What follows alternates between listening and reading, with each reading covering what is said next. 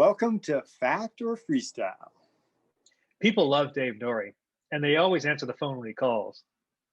When we get him on Zoom, we ask him to confirm rumors. Let's see how far down the rabbit hole we go. Oh,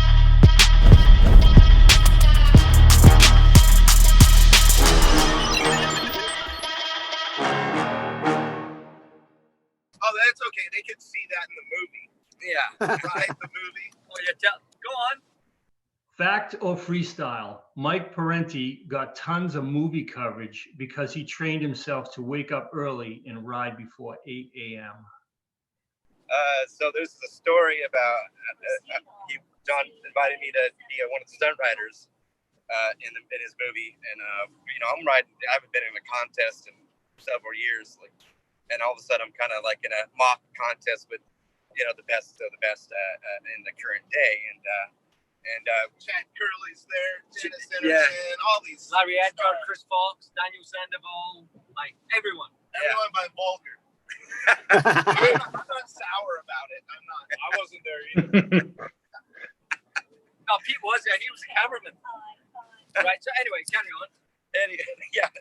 So, anyways, we were shooting at 8 a.m. in the morning, and everybody else was kind of on the pro rider schedule, and they weren't really ready to ride at 8 a.m. But I was used to getting up at 4 a.m. driving up to LA and doing BMX shows at schools. So I dropped in and just laid down like my best run I could lay down, figuring these guys will just kind of take it from there. And that didn't really happen for the first day. And so I got like a pretty good little piece in the movie of just kind of. Well, the director had to cut you out because you were too good. Right. John was supposed to win the contest, but apparently Mike couldn't keep up, I guess. No, I'm just joking. No, but yeah, it was just kind of a funny little, how it was just so early in the morning. There was at 8 in the morning, who's flipping and whipping spines? Yeah. This guy. Everybody else is like just doing tire slides and tiny maybe 360s over the spine, but nothing. But Mike goes out, does a show, kills the X Games run, and everyone else is like, what time is it? Oh, it's 8:05. That's so yeah, classic. literally all those clips in the movie were within 5 minutes of just riding real quick. And then it was, so that was fun. That was kind of like a fun little moment I had. I'm not going to be in a contest anytime soon, so it was kind of a fun little go out kind of on a fun note. Rejuvenated. Right, rejuvenated for sure. That's what about you, cool. Nourie? What gets you? Fact or freestyle, Dave Nourie had to learn to love making people smile to balance out Pete mean mugging the crowd. Yeah, I think for me, it's like just going out for the entertainment. I love to make people smile and like stop in their tracks. So I think about when we'd have our jam sessions and Pete Augustin would do like a big old flying 180 off the curb and do like a 3-foot jump and just like, and like have this aggro look and like steer people down. And then I was like the clown. I was like the guy that was just goofing off and doing fun stuff. Yeah. And just, so like to this day, like I still ride, and I got that little bit of an itch of doing some competition recently over the last few years. And I still stare people down. Yeah, exactly. So we haven't changed for a bit, but like right now I still ride, and I teach a lot. So when I'm teaching, it's like when I see that kid just pull something and their smile just like, so it's like it's almost the other side of things, and then giving them that like experience to share with others.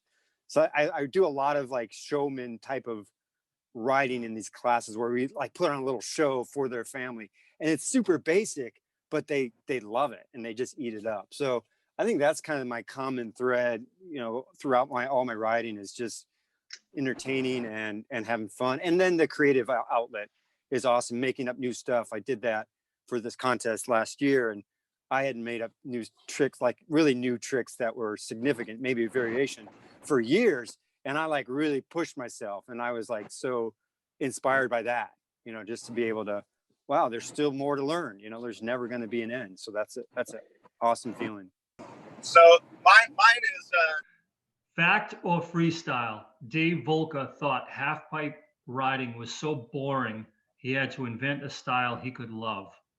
I was always fighting to be original, do things differently than everybody else. And that's why I wasn't a half pipe rider, was because I thought it was the most boring thing in the world to be going back and forth.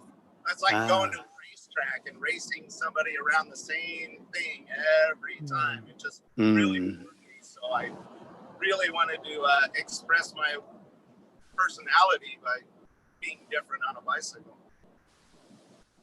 That's awesome. And Dave, I always remember like you doing this stuff, you know, that you did that fly out, and like I think that was just initially just goofing off or trying to like freak people out. That's what it was. That's what a Voelker fly out was. It was just to pretend like I was eating shit and scare people. Yeah. Yeah, I remember watching I didn't care about watching you at that time because I knew what you're going to do. I just had this feeling like, okay, he's just hauling and he's already done his big airs, and like this is like where you would do it in your run or in the show. And I just watched the people and like they're just cringing, you know. It's like the best reaction. That's awesome. Good to hear.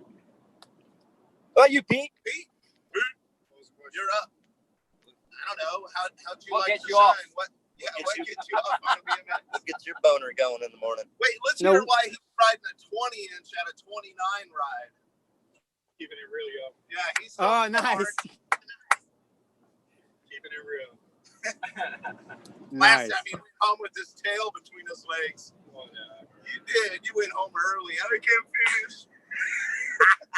That's a true story.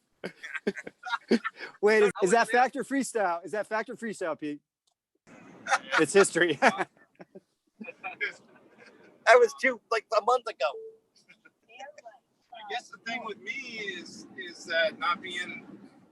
Fact or freestyle? So many great riders wanted to hang with Pete that he needed to invent his own style that they couldn't bite.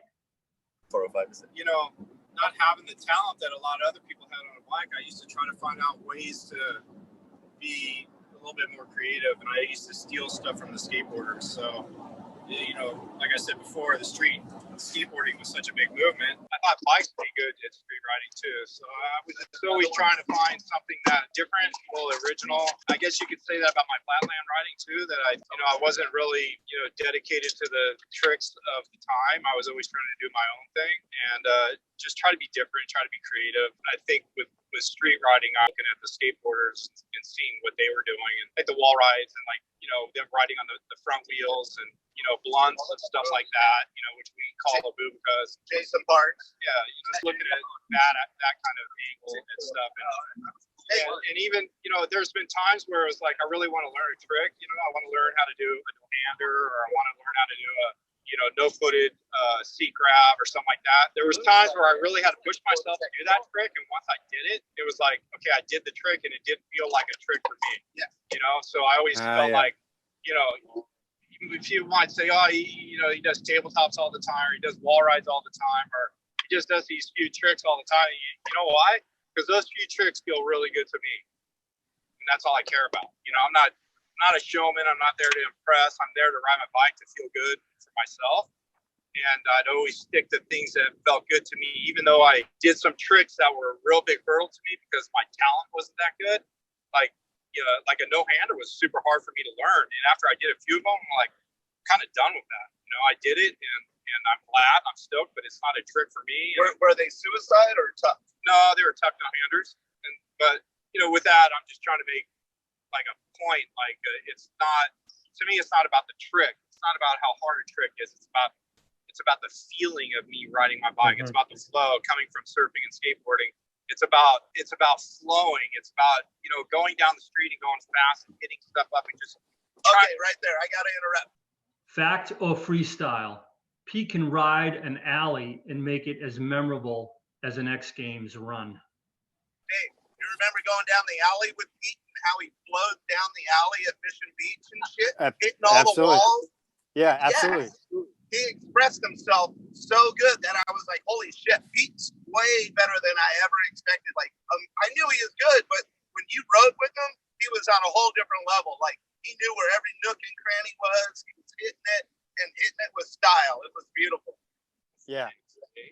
I totally remember that. I never looked at myself as like a unique rider. I always just liked it. To me, bike riding was super selfish and selfless at the same time. It was about me, you know, and me feeling good. And I wanted to, you know, back in the 80s, you know, I'm not like bagging on uniforms or people who did that and stuff like that, but it just wasn't for me. It just wasn't, I didn't feel good about it. You know, I didn't feel like I fit in and stuff like that. So and people loved you for that.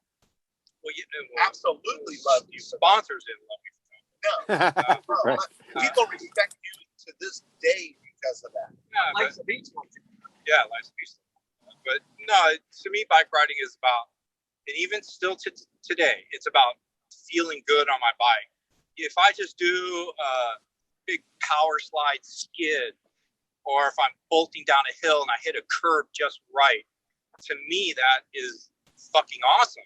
You know, to me that's bigger than, you know, some crazy tricks that you see. You know, like I said, to me it's just about how I feel when I'm riding my bike. So that's it. Lovely. Awesome. That's awesome. If you've got a problem with that, I'll choke you out. So Joe, I don't think you got the disclaimer for, I don't think we can actually ask John the question because the agent hasn't got back to us. I sent them, Oh my I got God, lots of yeah. calls. I sent emails. I did everything. And the agent's like, your agent. they're like, Dave Nourie, who's that? I They don't were, even know who you they are. were screaming at us. Yeah. So John, you can answer the question, but we're going to edit this out because we can't use it without your agent's permission, but go ahead and take it. Like, what is it for you? My agent's sitting in the back right now, so we're all good. But I was the same as these two. Like, I couldn't just go back and forward. I love to fucking just hammer and shit. I was a rough as fuck rider. Fact or freestyle? John Buultjens sawed off his bash guard so that he could do more damage to the obstacles he rode. I never won a contest in my life.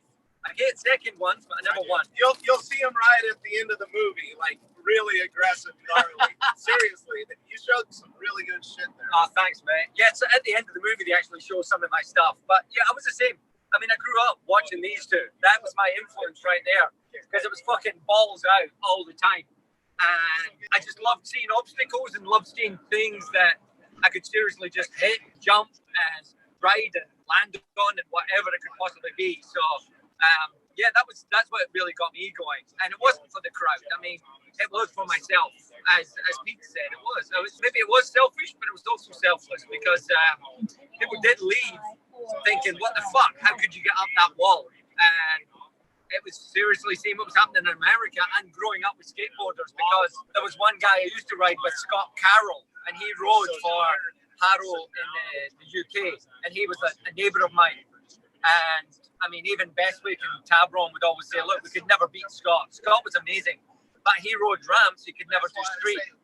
So when all the half pipes were pretty much gone, half pipes were gone in the late 80s, early 90s, and street riding and park riding had come in. It had all changed by then. So that's what I loved. I just loved going balls out and hitting anything and everything.